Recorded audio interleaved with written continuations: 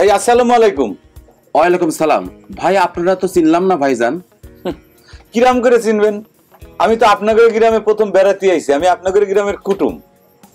কার বাড়িতে আইছেন? ওই যে চেয়ারম্যান সাহেবের বাড়িতে। কিন্তু এর আগে তো কখনো আসতে দেখিনি। কিরাম করে দেখবেন? আমি তো দেশে ছিলাম না, আমি ছিলাম সৌদি আরব। সৌদি আরব থেকে আইসেই এই কুটুম বাড়িতে বেড়াতে আইছি, এই জীবনের প্রথম।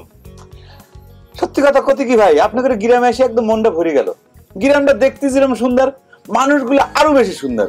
মানে এই সৌদি আরবের যে মরুভূমি, সেই মরুভূমির মতো উদার ভাই, বুঝতে পারছেন? এইগুলো কথা এই গ্রামে আসলে এগুলো সবাই বলে।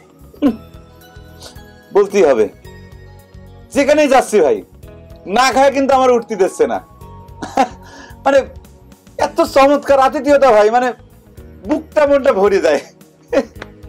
সেটাই তো নিয়ম, তাই না ভাই? ভাই আপনার কাছে হাত জোর করে করছি, আপনি কিন্তু আমার কিছু খাতি পাবেন না। আমি কিন্তু খাতি পারবো না, মানে আমার পেটটা কিন্তু মানে ফাটে ফাটে অবস্থা। কেন এত কিছু কে খাওয়াইলো আপনারে? কার কথা কব ভাই, যার সাথে দেখা হচ্ছে সেই খাতি করছে। কয়জনেরটা খাবো ভাই, পেট তো একদম ফাটো ফাটো অবস্থা। ও ভাই, এই পাউরুটি কলা কিন্তু আমার খুব প্রিয় খাবার, বুঝতে পারছেন? মানে পেটে তো জায়গা থাকতে হবে। এখন যদি আপনি আমার জোর করে যদি খাতি বলেন, আমি কিন্তু খাতি বাধ্য। কারণ আমার একটা বৈশিষ্ট্য আছে, কেউ যদি আমার কোনো কিছু মানে খাতি বলে, আমি না করতে পারিনি। এটা তো খুব ভালো। এখন সামারের দোকানে এসে বললাম, এত পাম মারা কথা কলাম, তাও তো কিছু খাতি করলো না। এদিকে তো পেটের মধ্যে খিদেতে আইকুম বাইকুম করতেছে। নিজে মুখে এখন খাতি চাই কি করে? আচ্ছা ভাই, এই পাউরুটিটা দেখে তো খুব টাটকা মনে হচ্ছে। এই পাউরুটি কোন কোম্পানির কোন তো?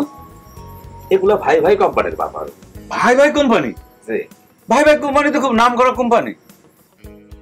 দেখতে যেরকম ফাইন, আমার মনে হয় টেস্ট করে দেখলে এবার আরো শিওর হওয়া যাবে, তাই না ভাই? দেখি।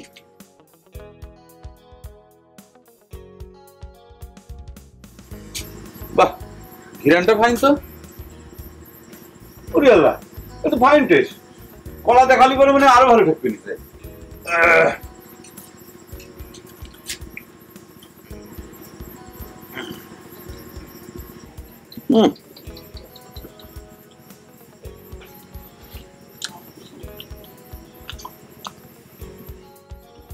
খুব ফাইন, খুব ফাইন। এই যাবে কোনে যান? টাকা না দিয়ে কোনে যান আপনি? কি বলতেছেন ভাই, টাকা দেয়া লাগবে? বাহ, খাইয়েছেন, টাকা দিতে হবে না? না মানে আমি ভাবলাম যে সবাই মিলে আমার যেরকম যত্নার্থী করতেছে, আপনি হয়তো বলবেন যে আত্মীয় মানুষ, এই রুটি আর কলার দাম আপনারা দিতে হবে না। ভাই সেটা তো বাড়িতে গেলে হয়, দোকানে এই সমস্ত কোনো আত্মীয়তার সিস্টেম নাই, বুঝলেন? কি আর করা, আপনার যেহেতু চক্ষু লজ্জা কম, বাকির খাতায় লিখে রাখেন চেয়ারম্যান সাহেবের নামে, সেই তো আমারে বলে দিছে। চেয়ারম্যান সাহেব বলে দিছে? আমার কথা শুনে কি আপনার মনের মধ্যে সন্দেহ হচ্ছে? আমি চেয়ারম্যান সাহেবের আপন খালাতো বোনের, ফুফাতো ভাইয়ের ছোট ছেলের বড় মেয়ের ছোট ভাতিজা। আমি এই প্রথম মামা বাড়ি বেড়াতে আসছি। কিন্তু চেয়ারম্যান সাহেব তো আমার দোকান থেকে কোনো কিছু কেনে না। সেটা তো আমি কিছু করতে পারবো না, কিন্তু চেয়ারম্যান সাহেব তো আমারে বলে দিল যে এই এলাকার মধ্যে যত দোকান আছে, তোমার যা খুশি সেটা তুমি দোকান থেকে নিয়ে খাতে পারো, দেখতে পারো, টাকা সে দিয়ে দেবে আর কি। না ভাই, আপনি অচেনা মানুষ, আমি আপনারে বাকি দিতে পারবো না। ভাই আপনি সামান্য কটা টাকার জন্য এরকম আত্মীয়ের সাথে খারাপ ব্যবহার করতেছেন, আমি কিন্তু মনের মধ্যে খুব দুঃখ পেলাম, হাট হলাম ভাই। ভাই আমার কিছু করার নাই, আপনি অচেনা মানুষ, আমি আপনারে বাকি দিতে পারবো না। বুঝতে পারিছি, আত্মীয়র মর্যাদা আপনি রাখতে শেখেননি, ব্যবহারটা আপনার মরু অঞ্চলের মানুষের মতো। কিন্তু দোকানদার ভাই, আমার কাছে অবশ্য টাকা আছে, কিন্তু খুব বেশি টাকা নেই, যেটা অন্য একটা কাজে লাগবে। আমি এক কাজ করি, আমি কাল সকালবেলা চেয়ারম্যান সাহেবের কাছ থেকে টাকা এনে আপনারা দিয়ে দেবো না? ভাই আমি আপনাদের চিনি না, জানি না, আপনারা বাকি দিব কোন বিশ্বাসে? ভাই সোজা কথা, আপনি খাবার খাইছেন, আপনার টাকা দিয়ে কথা কন। দোকানদার ভাই, আপনার ব্যবহারে সত্যি সত্যি আমি অনেক কষ্ট পাইছি। আত্মীয়র সাথে যে মানুষ এইরকম দুর্ব্যবহার করতে পারে, আপনার দোকানে না আসলে পরে তো আমি বুঝতে পারতাম না। সামান্য কয়টা টাকার জন্য আপনি আমার সাথে এই ধরনের দুর্ব্যবহার করতে পারতেছেন? ভাই টাকার কাছে কোনো আত্মীয়তা নাই, টাকা দেন তারপরে কথা কন। আপনার কথা শুনে কিন্তু আমি সত্যি সত্যি মনে খুব হাট হলাম। আপনি চামারের মতো আচরণ করতে পারেন, কিন্তু আমি পারি না। কয় টাকা বিল হয়েছে কোন? আপনার বিল দিয়ে দিচ্ছি। 16 টাকা। মাত্র 16 টাকার জন্য আপনি এরকম ব্যবহার করলেন। এই যে ঠিক আছে, ধরেন দেন। এই যে 20 টাকা দিচ্ছি, 4 টাকা ফেরত দেন, ধরেন। তোমার না কইছি এত রাত্রে কুকু করে ডাক পারবা না, আব্বা জাগি থাকলে সন্দেহ করবে। সে কথা তুমি আমার শোনাইছো, তাতে কুহু কুহু ডাকা ছাড়া তো আমার আর কোনো পথ নেই ত্রিফলা। কেমন জানি মনের মধ্যে উসাটন উসাটন করতেছে। আমার সাথে দেখা করলে তোমার মনের ওসাটন চলে যাবে। আমি যেটা বলেছি সেটা প্রমাণ করা না পর্যন্ত আমার সাথে দেখা করে তোমার কোনো লাভ নেই। এখানে ফাওয়ার সময় নষ্ট না করেই চেষ্টা করো নিজেরা নির্দোষ প্রমাণ করতে পারো কিনা।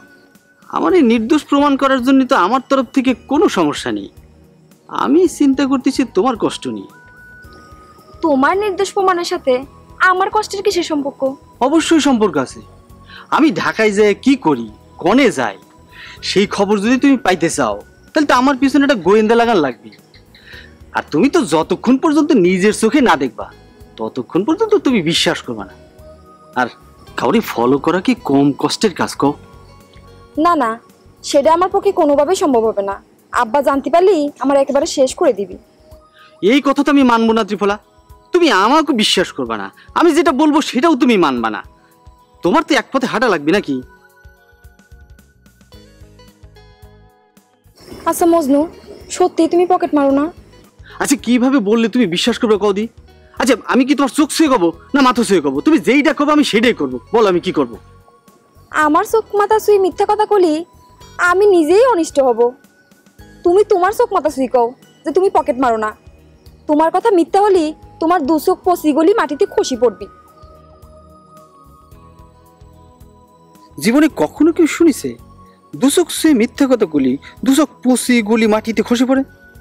ত্রিফলা যে এত বোকা সেটা তুমি আগে জানতাম না। কি হলো, কি ভাবতেছো? দু চোখ ছুঁয়ে কও। না, দুই চোখ যখন ছোঁয়ায় লাগবি তখন আর দেরি করে লাভ কি?